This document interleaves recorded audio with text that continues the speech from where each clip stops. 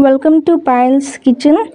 ডিম, দই, চিনি, brown sugar, alcohol, baking powder, baking soda ছাড়া আর ক্যারামেল বানানোর ঝামেলা ছাড়াই খুবই ফ্লেভারফুল ক্রিসমাস রিচ ফ্রুট কেকের রেসিপি নিয়ে এসেছি।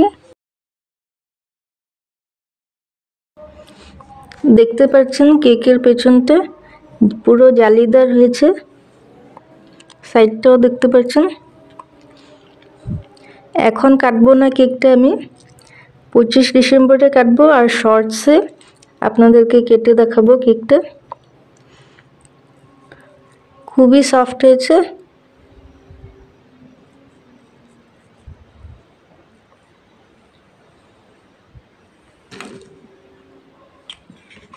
ক্রিসমাস ফ্রুট কেকের জন্য আমি কিছু ড্রাই ফ্রুটস আর ড্রাই নাটস নিয়েছি, দেখিয়ে দিচ্ছি কী কী নিয়েছি।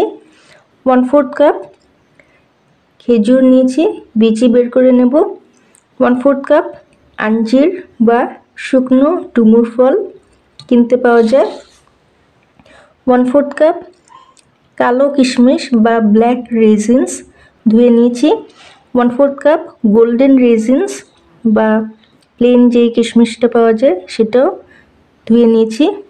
1/4 কাপ আমন্ডস বা কাঠবাদাম, কাজু বেশি নিইনি, 8টা মতো নিয়েছি। 1/4 কাপ চেরি, এগুলো সব কুচি করে নেব। আপনারা আপনাদের পছন্দ অনুযায়ী ড্রাই ফ্রুটস আর ড্রাই নাটস নেবেন, এগুলোই যে নিতে হবে কোনো কথা না, আপনাদের কাছে যেটা আছে আর যতটুকু আছে সেরকমই নেবেন। অথেন্টিক্যালি ক্রিসমাস কেকে যতটুকু ময়দা নেওয়া হয় অতটুকুই ড্রাই ফ্রুটস নেওয়া হয়, বা কোনো সময় ময়দার থেকেও বেশি ড্রাই ফ্রুটস নেওয়া হয়। আমি এই কাপটা দিয়ে প্রত্যেকটা ইনগ্রিডিয়েন্টস মেপে নিয়েছি। আপনারাও যে কোনো একটা কাপ বা একটা বাটি নিয়ে নেবেন আর সেটা দিয়েই প্রত্যেকটা ইনগ্রিডিয়েন্টস মেপে নেবেন, কারণ সবার কাছে মেজারিং কাপস থাকে না, আমার কাছেও নেই। এখানে একটা বড় সাইজের কমলার রস বের করে নিয়েছি। কমলার রসগুলো কেটে কাপড়ে নিয়ে চিপে নিয়েছি। এটা দেখালাম না ভিডিওতে, কারণ ভিডিও অনেক লম্বা হয়ে যাবে। কমলাটা প্রথমে আমি একটু ধুয়ে জল দিয়ে তারপর একটুখানি নুন নিয়ে ভালো করে ঘষে আবার ভালো করে ধুয়ে তারপর অরেঞ্জ রাইন্ড বের করে নিয়েছি। এই পিলারটা দিয়ে অরেঞ্জ রাইন্ড বের করে নিয়েছি। খেয়াল রাখতে হবে যাতে সাদা পার্টটা না চলে আসে, কমলার বাকলের সাদা পার্টটা যাতে না চলে আসে। সাদা পার্টটা চলে আসলে কি হবে, তেতো লাগবে কেকটা খেতে। এতগুলো দেব না, 1/2 চা চামচ মতো দেব, বেশি দিলে কি হবে কেকটা তিতো হয়ে যাবে। সব ড্রাই ফ্রুটস আর ড্রাই নাটস অরেঞ্জ জুসে সারা রাত ভিজিয়ে রেখে দেবো। অথেন্টিক্যালি ক্রিসমাস কেকের ড্রাই ফ্রুটস 1 মাস আগের থেকে অ্যালকোহলে সোক করা হয়, রাম বা ব্র্যান্ডি অ্যালকোহলেই সোক করা হয়। আমরা অরেঞ্জ জুসে সোক করছি। উপর নিচ করে করে মিক্স করে ঢেকে রেখে দেবো সারা রাত।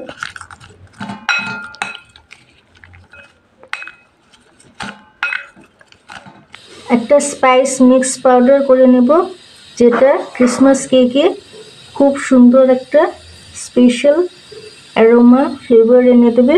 10টা লং নিয়েছি, কিছু মোটা মোটা স্টিক দারচিনি, 3টা স্টিক নিলেই হবে, আর একটুখানি একদম 1 পিঞ্চেরও কম জায়ফল নিয়েছি। জায়ফল বেশি নিলে তিতো লাগবে খেতে।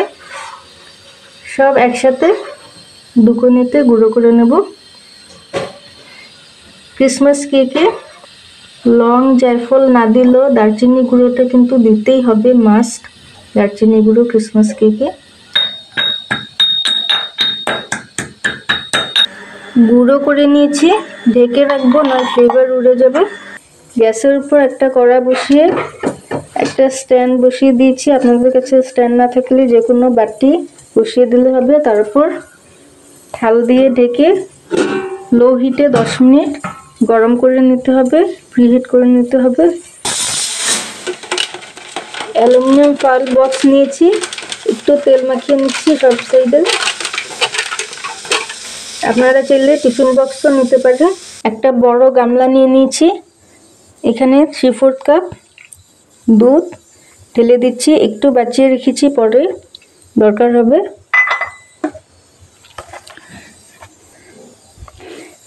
দুধে 1 চা চামচ ভিনেগার অ্যাড করে মিক্স করে 10 মিনিট এইভাবে রেখে দেব। এটা বাটার মিল্ক হয়ে যাবে 10 মিনিট পর, দই দই হয়ে যাবে। 10 মিনিট পর দুধটা বাটার মিল্ক হয়ে গেছে, দই হয়ে গেছে, দেখতে পাচ্ছেন ঘন ঘন হয়ে গেছে। এতে 3/4 কাপ গুড়ের পাউডার অ্যাড করে দিচ্ছি। আপনারা এর বদলে ব্রাউন সুগার অ্যাড করবেন, বা ব্রাউন সুগারও যদি নেই তাহলে প্লেন সুগার অ্যাড করে সাথে একটু ক্যারামেল বানিয়ে জলের সাথে মিক্স করে অ্যাড করতে হবে। ক্রিসমাস কেকে ব্রাউন সুগার বা ক্যারামেল অ্যাড করাই হয়, আর কালারের জন্য আমি গুড় নিয়েছি। ক্রিসমাস কেকের কালারটা একটু কালচে হয় ব্রাউন সুগারের জন্য বা ক্যারামেলের জন্য। আমি ব্রাউন সুগার আর ক্যারামেলের বদলে গুড়ের পাউডার ইউজ করেছি। 1/2 কাপ রিফাইন্ড অয়েল অ্যাড করে দিচ্ছি। 1 টিস্পুন ভ্যানিলা এসেন্স। এবার একটা হুইস্ক দিয়ে বা যে কোনো স্পুন দিয়ে মিক্স করে নেব সব একসাথে, গুড় গলে যাওয়া অবধি।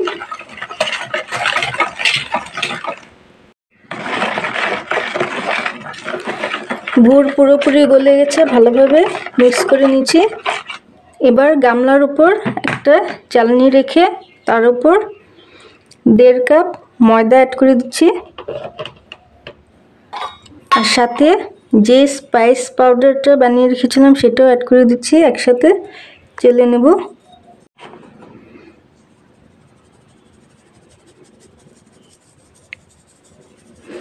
যতটুকু বাকি রয়ে গেছে ফেলে দেব। একটা হুইস্ক দিয়ে আস্তে আস্তে মিক্স করে নেব।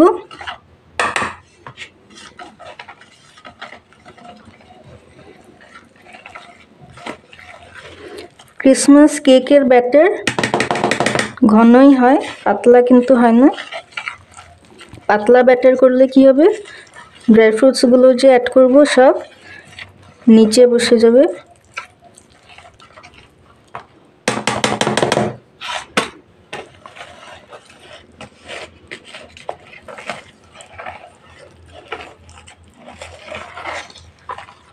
হালকা হাতে মিক্স করে নিতে হবে। হালকা হাতে ভালো করে লাম্পস চলে যাওয়া অবধি মিক্স করে নিয়েছি। ড্রাই ফ্রুটস যে কমলার রসে ভিজিয়ে রেখেছিলাম সারা রাত অ্যাড করে দিচ্ছি। সব কমলার রস ড্রাই ফ্রুটস অ্যাবজর্ব করে নিয়েছে, দেখতে পাচ্ছেন।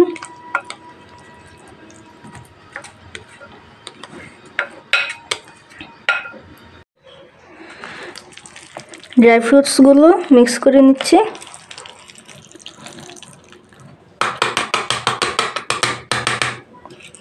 হালকা হাতে মিক্স করব, স্পিডে মিক্স করলে কেক হার্ড হয়ে যাবে।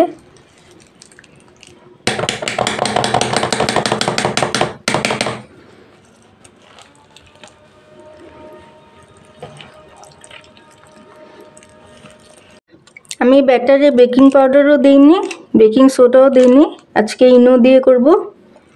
অন্যবার যে বানাই আমি বেকিং পাউডার বেকিং সোডা দুটোই ইউজ করি, আজকে ইনো দিয়ে করছি।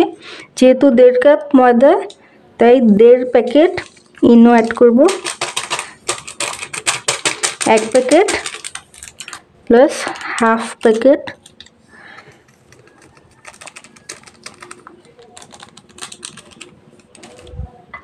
ইনো অ্যাক্টিভেট করার জন্য অল্প যে দুধ বাঁচিয়ে রেখেছিলাম সেটা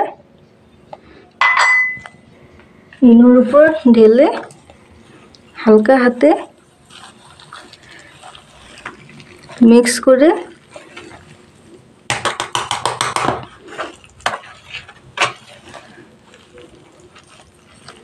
ইনো অ্যাড করার পর হালকা হাতে মিক্স করতে হবে, আর বেশিক্ষণ রাখা যাবে না, তাড়াতাড়ি কেক টিন বা মোল্ডে ঢেলে বেক করতে বসিয়ে দিতে লাগবে, নয়তো ডিঅ্যাক্টিভেট হয়ে যাবে দেরি করলে।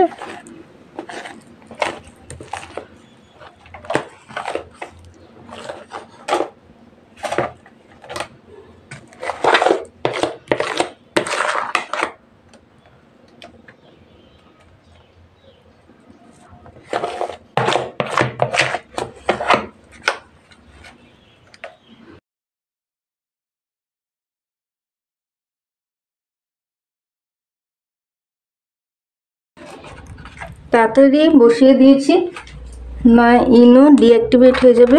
স্ট্যান্ডের উপর একটা থাল বসিয়ে নিয়েছি, নয় দুটো বক্স রাখা যাবে না।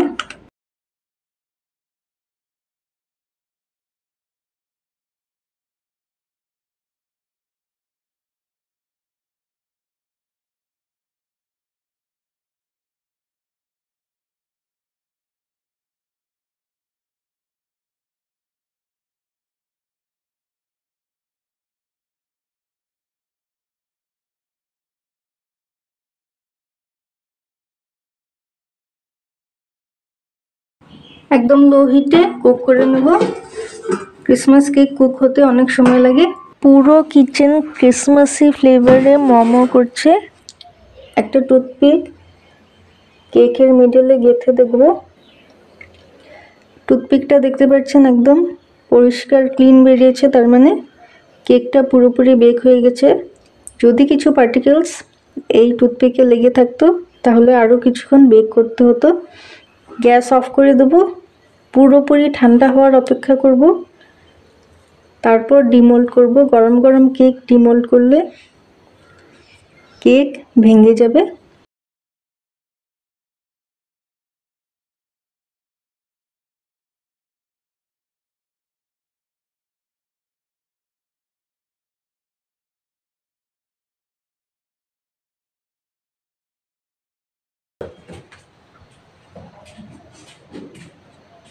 একটা পরিষ্কার সুতির কাপড় দিয়ে ঢেকে রাখবো। এতে কি হবে, কেকটা হার্ড হয়ে যাবে না। এই অ্যালুমিনিয়াম ফয়েল বক্সটা তো আর ইউজ হবে না, তাই কেচি দিয়ে কেটে কেক বের করে নেব।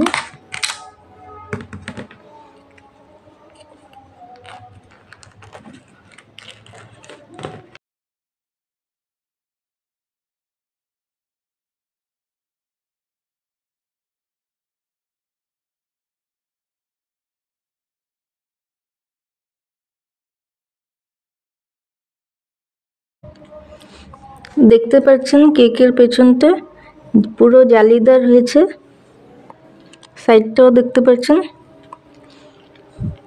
এখন কাটবো না কেকটা, আমি 25 ডিসেম্বরে কাটবো, আর শর্টসে আপনাদেরকে কেটে দেখাবো। কেকটা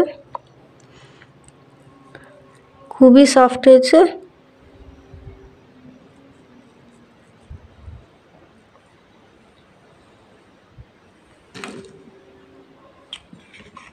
আরও নানা রকম রেসিপির আপডেট পেতে চাইলে চ্যানেলটাকে সাবস্ক্রাইব করে পাশের বেল আইকনটা ক্লিক করে অল অপশনটায় ক্লিক করে রাখবেন। এতে কি হবে, আমি যখনই কোনো নতুন রেসিপি নতুন ভিডিও আপলোড করব সঙ্গে সঙ্গে আপনাদের কাছে নোটিফিকেশনস পৌঁছে যাবে। Thank you for watching.